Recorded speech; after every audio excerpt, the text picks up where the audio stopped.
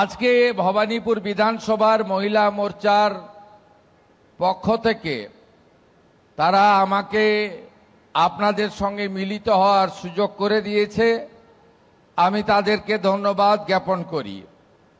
ভবানীপুর বিধানসভা কেন্দ্রে এবারে এই মাসে আমাদের অন্নপূর্ণা যোজনায় যারা টাকা ইতিমধ্যে পেয়েছেন প্রায় 14,500-রও বেশি।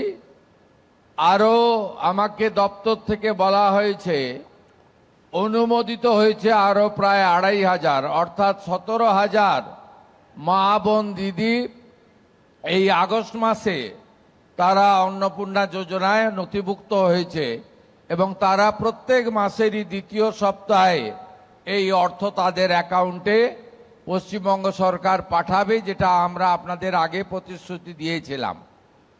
আমি আপনাদের কাছে একটা কথা দিতে পারি, যে আশা ভরসা স্বপ্ন নিয়ে আপনারা ভারতীয় জনতা পার্টির সরকারকে এনেছিলেন, শুধু ভাতা নয়, আপনারা এনেছিলেন পশ্চিমবঙ্গে যাতে সর্বস্তরের ব্যাপক উন্নয়ন হয়।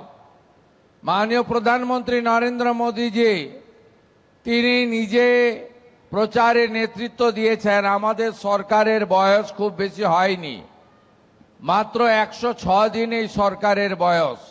এটা এমন কিছু সময় নয়, কিন্তু আমরা জানি যে যারা ভোটে হেরে গেছেন বা যারা কোনোদিন ভারতীয় জনতা পার্টিকে মনে প্রাণে চায় না, তারা ভারতীয় জনতা পার্টির দেশপ্রেম, জাতীয়তাবাদ, ভারতীয়ত্ব এবং মোদিজির নেতৃত্বে ভারতীয় সংস্কৃতি তথা বাঙালি সংস্কৃতি এবং সনাতন সংস্কৃতি আমরা যারা বিশ্বাস করি, যেটা হারিয়ে গেছিল বাংলা থেকে, তারা চায় না আমরা এখানে মানুষের জন্য কাজ করি।